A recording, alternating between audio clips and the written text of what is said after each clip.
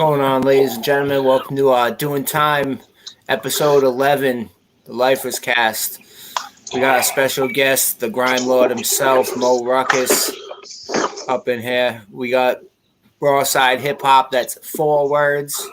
Broadside Hip Hop, Brutus Maximus, and William Tycoon Russ on the panel with us today. How y'all fellas doing today? Good, man. Good. Good, brother, man. Peace, everybody. Peace. Mo, thank you for joining us, man. Thank you for having me. A little pressed on time, but made it right on time. So, what you got going on, man? What I got going on right now? Yeah, what you up to? I just got back to my spot. You know, I was out on the town for a second. You know, another day, brother. How was everybody's day, man? Not bad. Yeah, pretty solid for sure. So, what got you started in hip hop, brother? What got me started in hip hop is really my man Venom. At the time, I had moved from Boston, Massachusetts to Connecticut, and we both being city kids. He moved to the same area I was in, and he was rapping. So I just started freestyling really with him and my man Mighty Healthy. Really, just as a hobby. I was running around doing what I do. You know what I mean? Being a knucklehead, and freestyling was just kind of like a hobby for real. Word. But so tell us a little something about how you go with the GRIMEWAV crew. How'd that come about? How'd you build that? Yeah, I'm found the GRIMEWAV crew. What really happened is basically me and Enos met about 5 years ago when I was in Dorchester at the time, and we had wanted to start a duo. So GRIMEWAV really started off as a duo with me and E. And we were just chopping up. I just moved up to New York, and we were just sitting on the couch and just thinking about a name for a duo, and it just kind of came to my head like GRIMEWAV.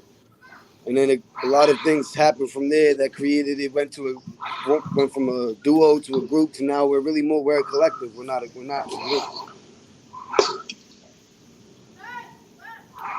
Bruce, you're up, bro. Yeah, no. So this is great because you and I, we text all the time, opposite sides of the world. But this is essentially the first time getting to actually have a chat with you. So I really appreciate it. I think it's awesome. I love your mantra around GRIMEWAV too. It's not a group, not any one person. I'm GRIMEWAV. It's fantastic. Yeah. I love it. And what's that?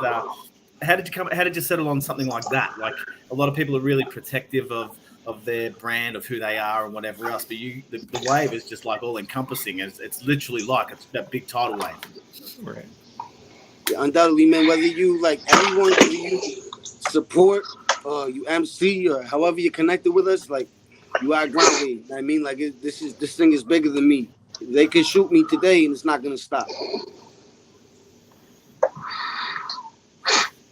I just put it in motion, you know what I'm saying? And E was right there with me, and everyone on my team has their own solo thing going on too. We just added T.O., but he's got 90 Kids Records, extremely talented MC, producer, engineer in Vancouver.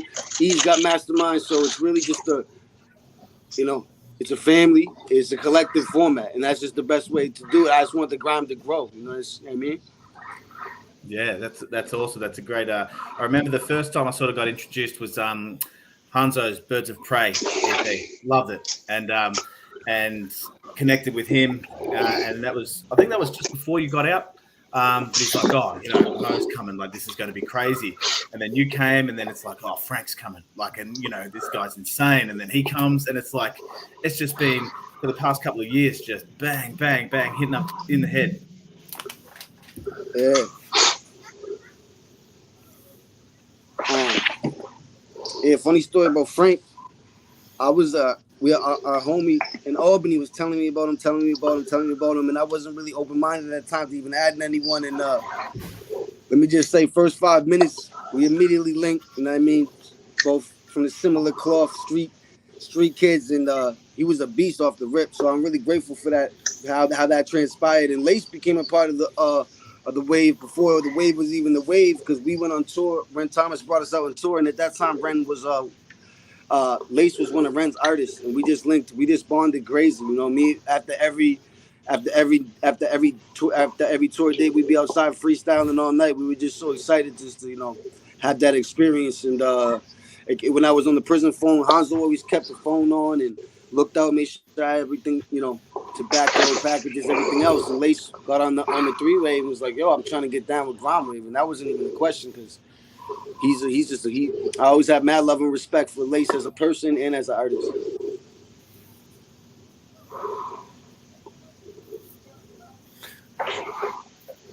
Now, with you saying like a street kid, you put a lot of that into your rhymes. You kind of like spill your heart onto that page. And what made you want to do like just that, like go that route? Because some people won't do that. Some people won't just put themselves out there. What made you want to do that?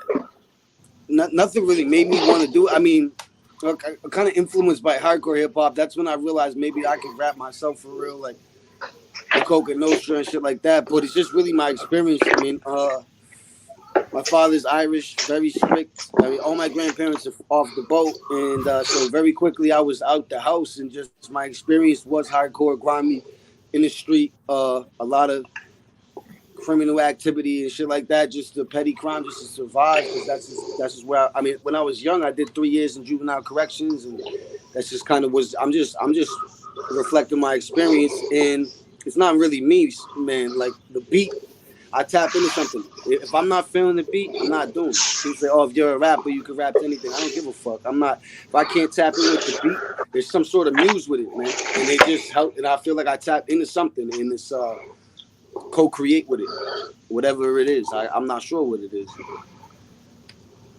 but it's a spirit that helps me write. I like that.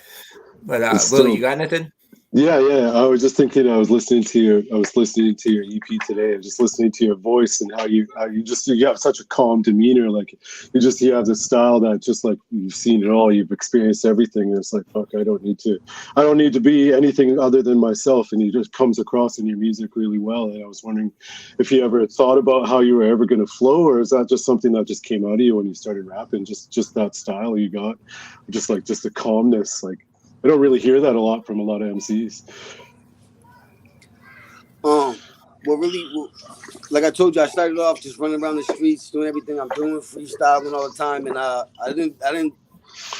My goals and my dreams had nothing to do with rap. Rap was just kind of like a hobby, but my style and everything comes from a lot of hours on the mic. Really, man, it's just like that's one thing I struggled with. I could freestyle, but mic presence, breath control, there's all elements to being an MC, and it took me a long time getting on the mic just because I had a little bit of hesitation in my mind or self-doubt that I had to break through. And thankfully, a good homie of mine, he believed in me years ago, and he got me the basic setup so I could really get time on the mic. Because my experience was I kept trying to go to studios, and these dudes listen to this, that, and the third, and you should harmonize, and they have all this fucking input because they're doing trap, and I'm just really wasn't feeling it. So I needed to like get into my zone and be able to be alone and record all the time. And I played with different styles, but as I got older, my voice is naturally deep, and then I just finally found my pocket. You know what I'm saying? My sound. And some people tell me, "Oh, don't do that."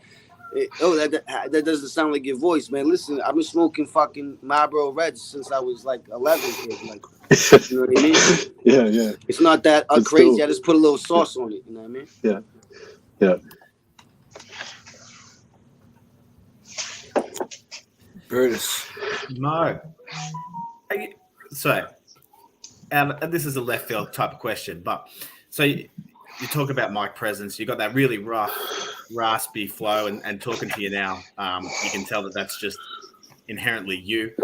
But you're a tall dude, yeah? You're like 6'4" or something. You're a big dude. Nah, I'm 5'9", beloved. Oh. I'm a little guy. Yeah, shit, dope. I got the heart of a giant, though. I promise.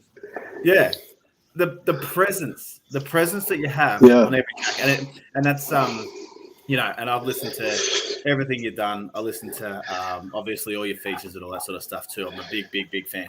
the presence. It's funny that you say that you were hesitant because you have such a really demanding presence on the mic, but on every track that you do as well. Yeah, it's kind of one of those things where it stops you in your tracks and you got to hear what you have to say. Like, yeah, it's a definite, like, that's why I asked, because there's so many MCs that just don't have that kind of technique that can stop people to make them listen to what you have to say. And it's not, you're not yelling at anybody, you're just talking directly to the person that's listening to your music. That's a hard thing to convey as a person that tries to do hip hop on my own too. Well, yeah. And the other thing, I just really tapped in with my pocket, man, and that's why I'm just talking. I'm just talking on the beat, you know what I mean? Because it's a lot of experience with whatever things outside of music that just really bleeds through, man. I can't get into too much, but that comes through because it's real deals, you know what I mean? Yeah. Unfortunately, you meet some of these people and you realize they're birds, but at the end of the day, not trying to glorify anything negative anyways, I'm personally working on self-improvement in my personal life and other things too. And I got me and both. I got a tape in the vault, straight triumphant. Now it's still grimy, it's still Overlord shit, but the whole ambiance of the tape is triumph. So it's gonna show a whole different side of me people are not even expecting. Man. That's cool. That's cool to hear. Because the other thing I wanted to touch on is that you're a smart dude. And there's been a number of times where you've linked something to me early so I can get ready to do a write-up or whatever. And I have to ask you, I'm like, oh, what's this? What's this? What's this? Because, there's so many different levels and layers to some of the stuff you do.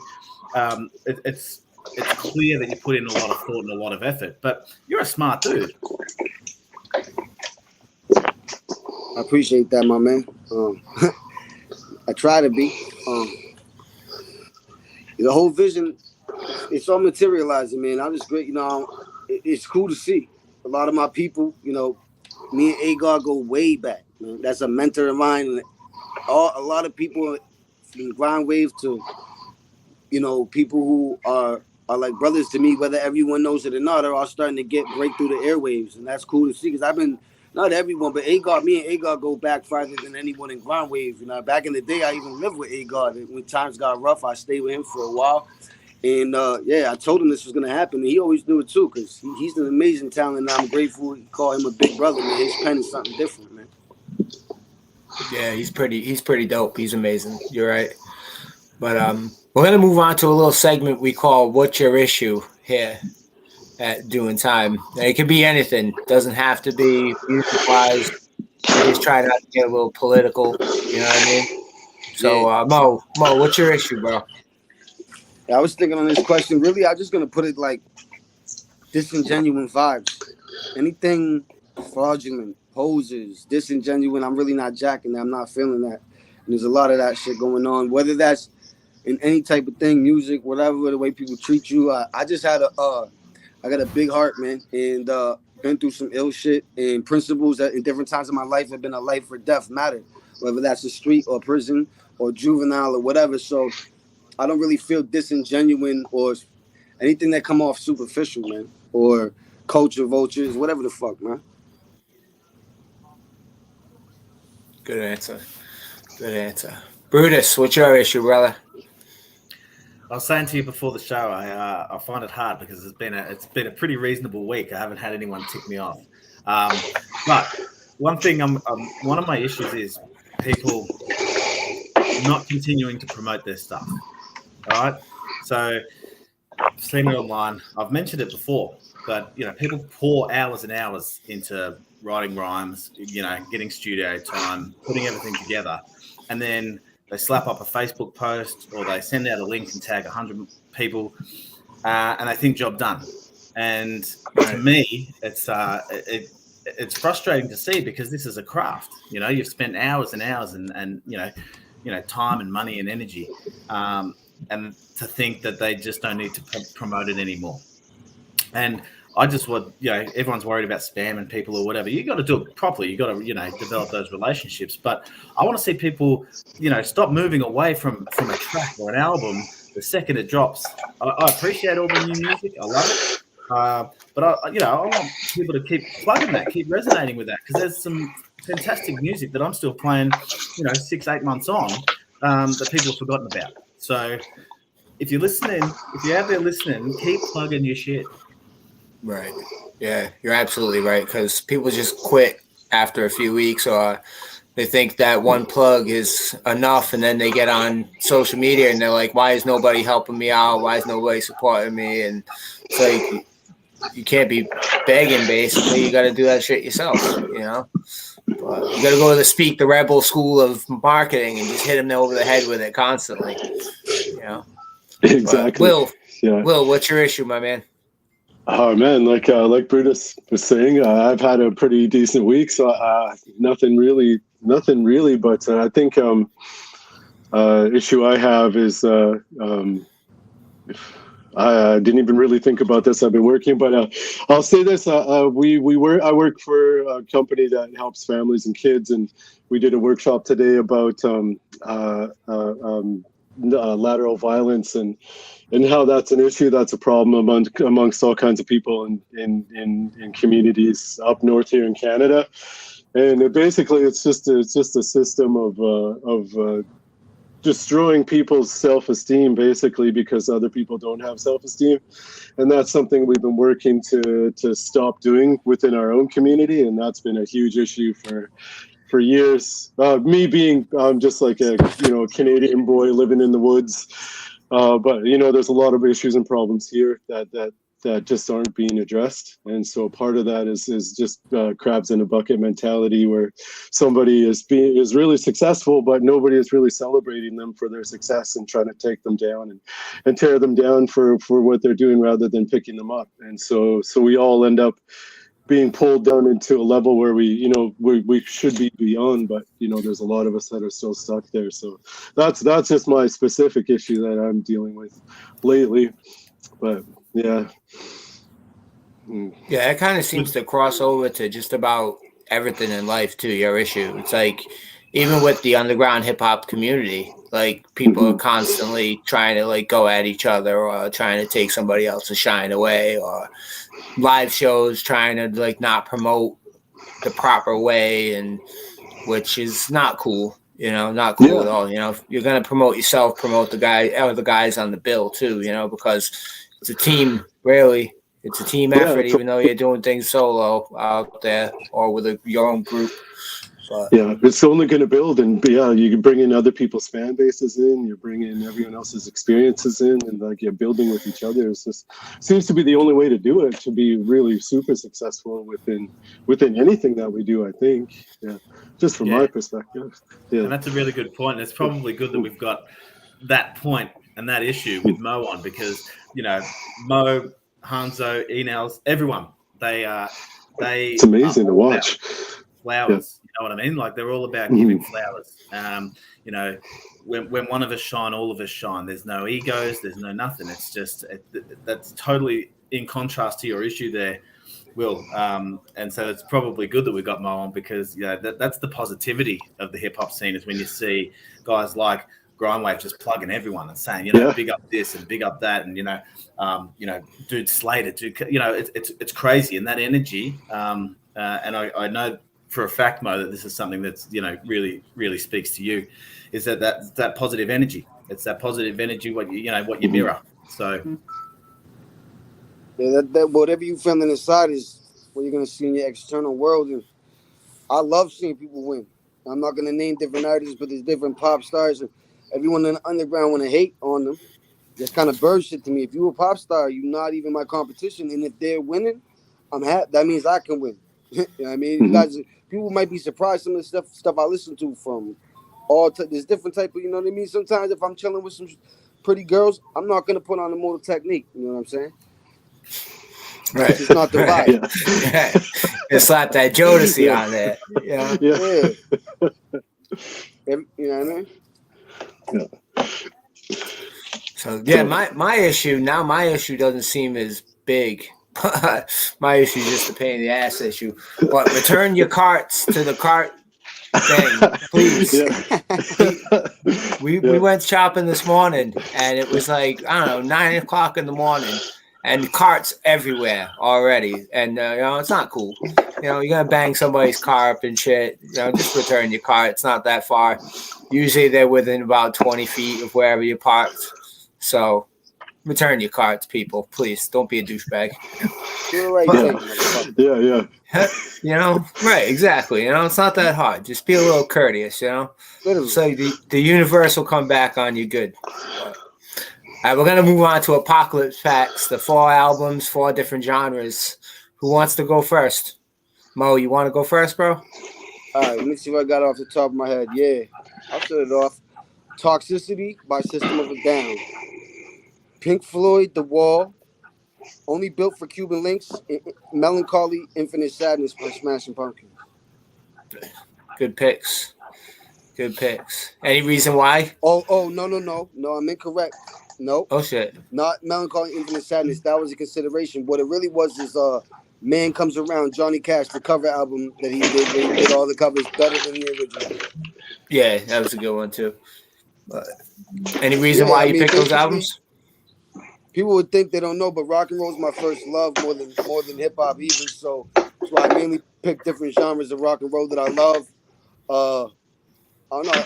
Just those are the ones that came to me. There was so many because I couldn't. It was difficult, man. There's a million more albums I could add to it. But Only Built for Cuban Links. Like I basically got to be able to like feel some emotions. I'm in the apocalypse, and I got to be probably killing a bunch of people. So like toxicity was, that'd be raw driving around, fucking max mad status to that. That'd be fucking sick. Right. Brutus, you're up, brother. Right. I'll start by saying, since you didn't use Smashing Pumpkins, I'll take that. I love Melancholy and the Infinite Sadness, man, and I can see that being an album for you too. Just Billy Corgan and his pen, man, his ability to write songs, meaningful shit too. Like I can see why that would have been a consideration for you. So I'm going to take that one. Thank you. What else will I take? Gravediggers, Pick the Sickle and the Shovel. I love it. Hold up one second, Bruce. Does somebody got a dog panting? Do you hear that? I did. No. Now. All right, it went away. All right, my bad, bro. Go ahead. Oh, there it goes again. It's not me.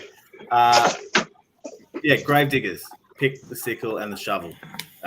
Particularly for The Night the Earth Cried. I don't know why. I just love that song. I come back to that like all the time. So that's going to be one of my hip hop offerings. The other one I actually wanted to say, because I guess you could subgenre that one to a bit more of the horrorcore style or whatever. But yeah, definitely. So today in hip hop history, I think it was 30 years ago, Eric B. and Rakim, Don't Sweat the Technique dropped. So I'm going to put that on there as a 30-year anniversary. One of the growing up, that was a fantastic album. And Don't Sweat the Technique was one of the songs that they used to play on the NBA highlight videos. So I feel like, that was one of the first introductions to that crossover of cultures between hip hop and hoops. Eric B. and Rakim, Don't Sweat the Technique. So that gets us 3. And then the fourth one, and this one's going to be wild. And it was just because I was talking to a friend the other day about albums that you didn't think you'd ever listen to, but you had to listen to, or you ended up listening to it and it was something. Andre Bocelli. All right? Unbelievable. His first album, I don't understand a word he says, but the passion, the ability to sing, the dude's blind.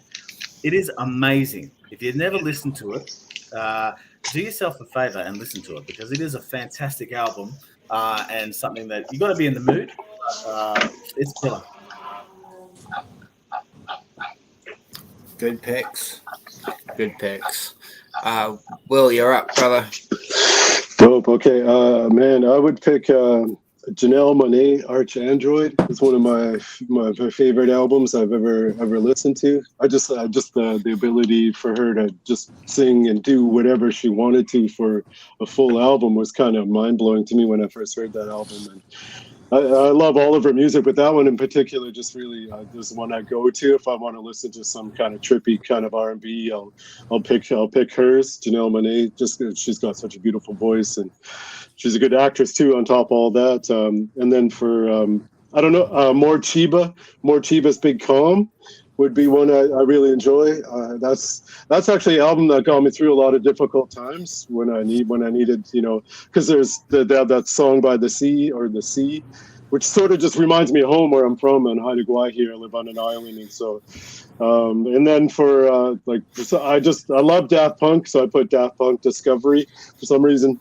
I just love Discovery. I go back to that album all the time, and then I love the Raekwon pick. That's one of my favorite albums. But I would for hip hop, I'd probably go Supreme Clientele would be an album that for the album I'd never put to the side and never stopped listening to, and that's sort of the album that made I didn't have a favorite Wu-Tang member until Supreme Clientele came out. So Supreme Clientele is that one album that really made Ghostface stand out the most to me in terms of the MCs that are with the Wu-Tang. So all of those albums I just can't live without, kind of thing.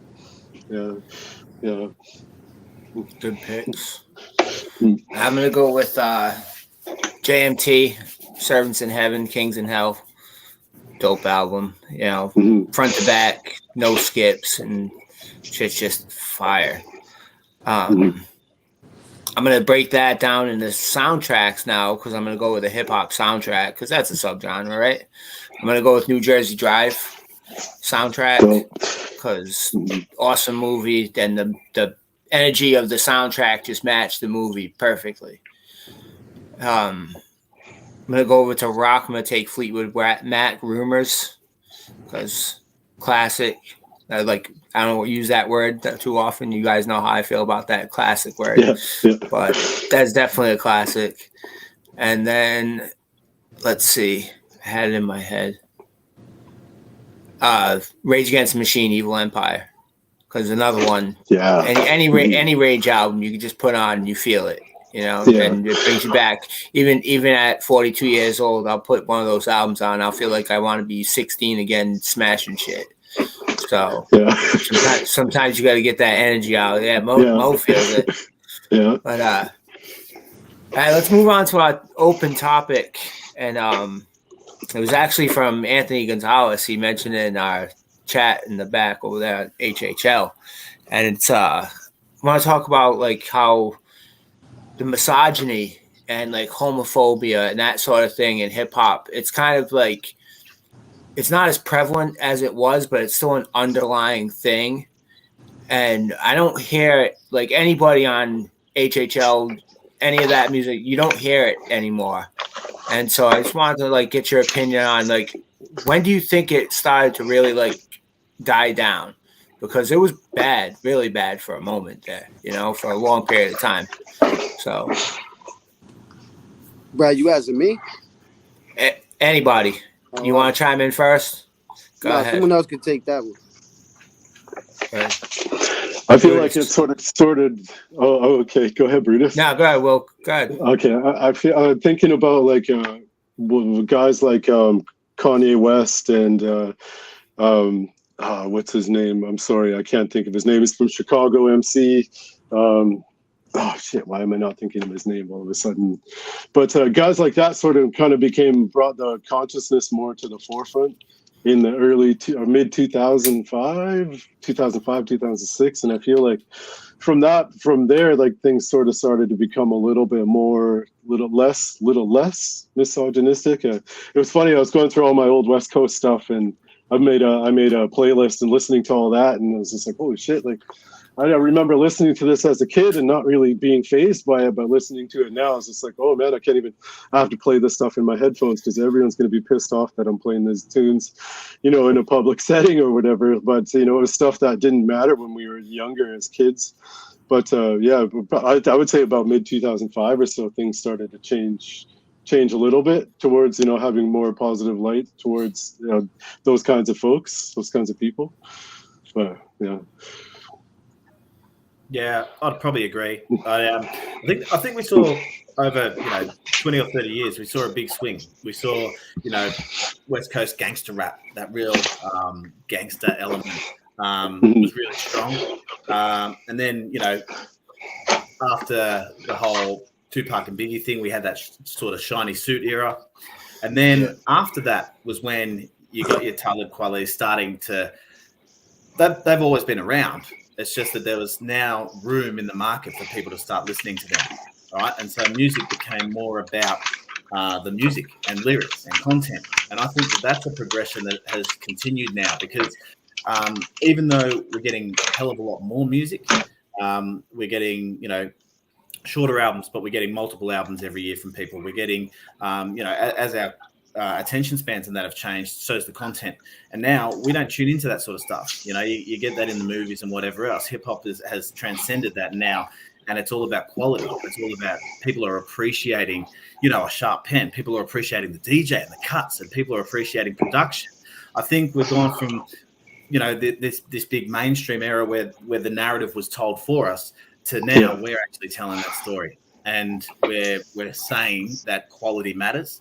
Whether you sell 100 or 100,000, quality matters, and people are being really protective of that, and have realized that there's ways to get their music out there. They don't need to sell out and follow a particular topic or genre or whatever that's going to get them radio plays, because we're seeing Shade 45, we're seeing Primo, we're seeing all these guys play our underground music, and I think that's been huge in the changing of that. Yeah, man. All I got is art is just, hip hop is a method of expression. As long as you expressing your experience, then I can respect it. I don't know, nothing else.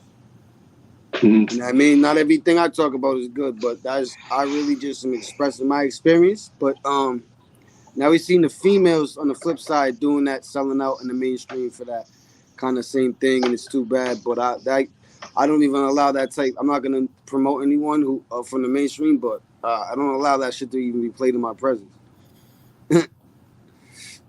You're right though. They are it's selling out. Basically, the female, most Cardi B and Megan Thee Stallion and all those chicks. Yeah, you're absolutely right.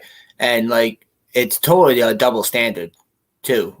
It really is in the whole entire world about that certain type of situation where they can put themselves out there the way they do, but if a man happens to say something about it, then you'll be crucified. You know what I mean? It's just it's crazy. It's just crazy how the world views certain topics one way or the other, and they'll label this one thing bad or this one thing good, and you can do this, but don't do that. It's just, it does suck, and you got to kind of fly under that radar so you don't get yourself canceled or whatever, how they want to say it nowadays. But the good thing about underground hip hop is who's going to cancel you? You know what I mean? Just as long as you're straight up and you're making good music and you're straight up with your peers and you don't fucking do shady business and you're not throwing people under the bus for bullshit. You know what I mean? You'll do something. You'll be working. You'll be with your people and shit like that. Mo, what you got coming up, man? What you got going on? What releases, shows? What you got coming up? July 3rd, we got the show Electric Haze, man. Us, Genosha. Yes, we do. Whew, that's gonna be crazy, man. I'm really excited for that. Yo, I want to let everyone know too who's tapped in. We're gonna be filming Steak Knife afterwards. So if you want to get in a GRIMEWAV cameo, if you're gonna be at the show, make sure to hang around because we're gonna be filming for that after. And we're just gonna be mobbing out, getting grimy, running around Worcester, having a good time.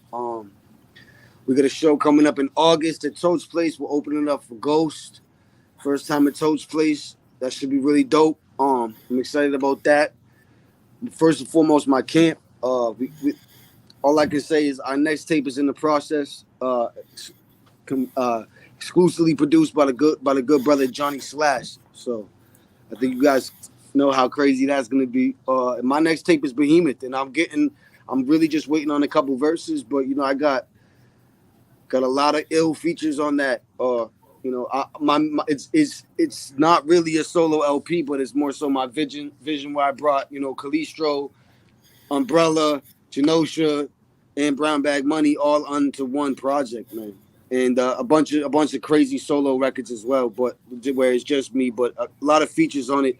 But it's coming together nicely, and maybe I'm going slow, but I'm not gonna rush it because this is something amazing. I have about 5 or 6 LPs in the vault right now.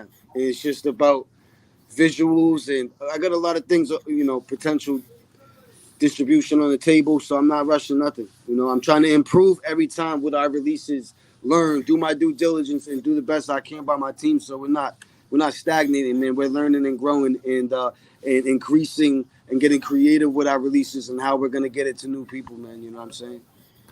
I'm taking things that work and keeping it, and what's not working, I'm not doing. So, but I'm learning a lot, man, and it'll be unveiled.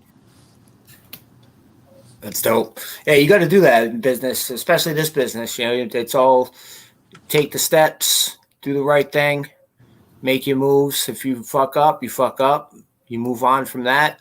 We all know. We all at one point have done some sort of business that we're like, oh shit, man, that didn't work too well. But you brush that aside, you move forward. But yeah, I can't wait for that. I can't wait for that July 3rd show. That shit's gonna be dope, bro. It's just gonna be crazy. People don't even know. I kind of feel bad for anybody that can't make it, but I won't take that personally. But yeah, I'm sorry, man. I'm upset. I'm upset because that's going to be fantastic. Because two of my favorite crews, obviously, getting it done. And I know last week I missed the podcast, and you had Genosha on, and I would have loved to have had a chat with them too. But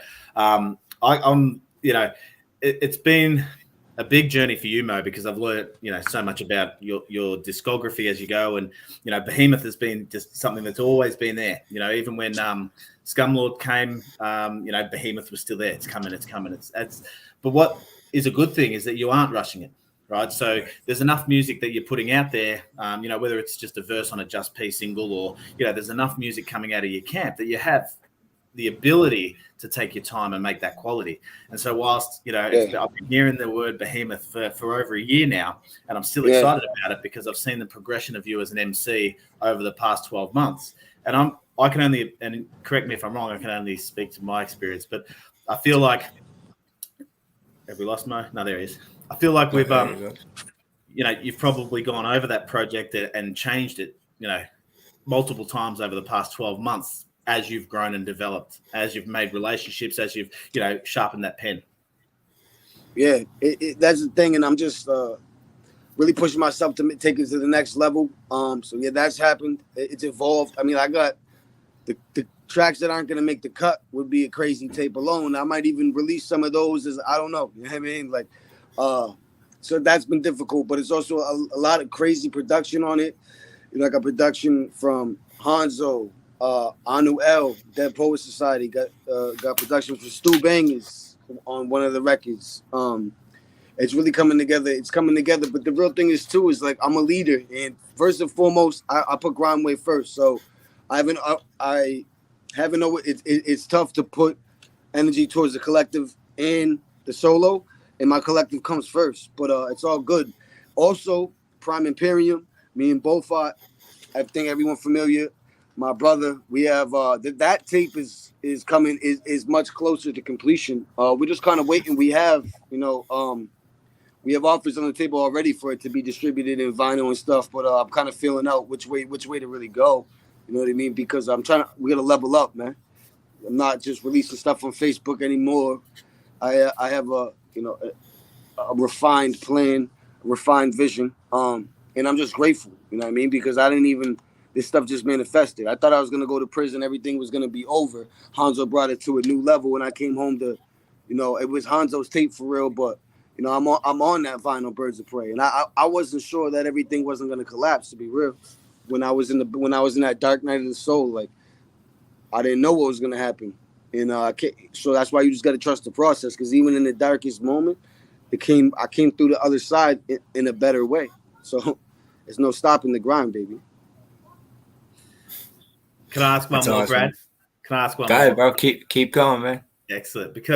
And it came from a post I saw from Hanzo, and I can't answer it, but he was saying collectively, anyone that's tapped in, do you have a favorite track? And I'm looking through the catalog, and I'm like, man, how do you pick a favorite track? Everything, at its time was amazing, and you keep talking about leveling up, and from Clockwork to now, like everything is just getting better and better. And then we got Tin Man from Lace, and it's like, whoa, this is crazy. And then the latest song from Frank and Hanzo is a banger, like that Max Status, like just the quality of song. It's not just a track anymore. This thing is a song. Like it's how do you pick a favorite? Yes, and what's my favorite, or how would anyone pick your favorite GRIMEWAV? Do you have a favorite GRIMEWAV or song of yours? Shit, right now, my favorite, just because I love Steak Knife, man. But it's because I love the hardcore vibes. But I could go on, like you just said. I mean, Enos just dropped Lost and Found. That was crazy. 747, if you haven't tapped in, produced by the good brother Lurch, who's the producer in our camp, and a good friend of me and Eric's. That track is fly. That shit gets stuck in my head, and it's my own team. And I'm not the one to really listen to our music, or even I try also not to always be listening to rap. I do listen to my homies, The Umbrella, certain camps and stuff like that, but I really try to not listen to rap that much. You know what I mean? Just mix it up. But it's hard to call it, man. Yeah, the growth of everybody has been amazing over the past 2 years, because we all see it. Now that we have all these different platforms, HHL, Rawside, Animal Embassy, GRIMEWAV, Genosha, and everybody, we're all connected and interconnected some way, which is dope. And we all get to watch each other grow. And it's pretty damn fucking cool, man. Like, I got to say it. And you start to get proud of everybody, too. You see somebody post something up and you're like, oh, shit, that's my homie. That's how it's a dope community to be a part of. And I'm super proud that you guys are a part of it. And this show coming up, super proud of that. It's going to be our last show for the summer. So, we got to set them fireworks off right. But we're going to come back in October. We're going to come back in October strong. Maybe do a little Halloween something. You don't know. But trying to plan something. But, we're going to wrap this up. You want to plug anything else, Mo, before we wrap this shit up? Man, I just want to say, love and appreciation to you guys, man. It's a beautiful thing that we have, right?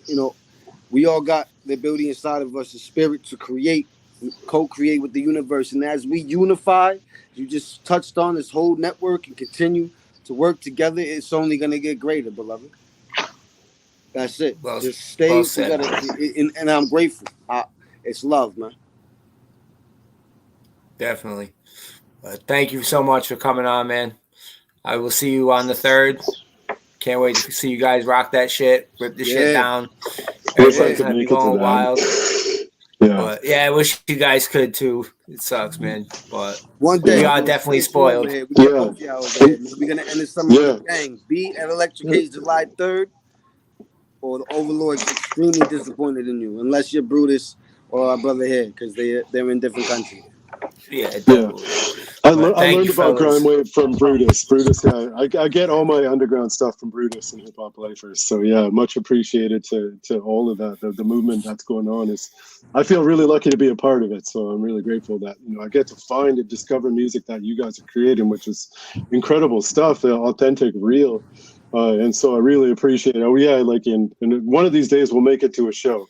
Yeah, have to. Definitely. We'll have to do a weekend festival thing or something. Everybody camps outside or some shit. Hell yeah. All right, fellas, I'm going to wrap this up. Thank you so much. Doing Time, episode 11 in the books. Mo Ruckux, GRIMEWAV, Brutus Maximus, 4 Words, Rawside Hip Hop. Oh, the new Rawside shirt. Cop that shit. William, thank you, sir. Been a pleasure, fellas. Thank you so much. I'll talk to y'all soon. Have a good night, guys. Signing off. Have a good night.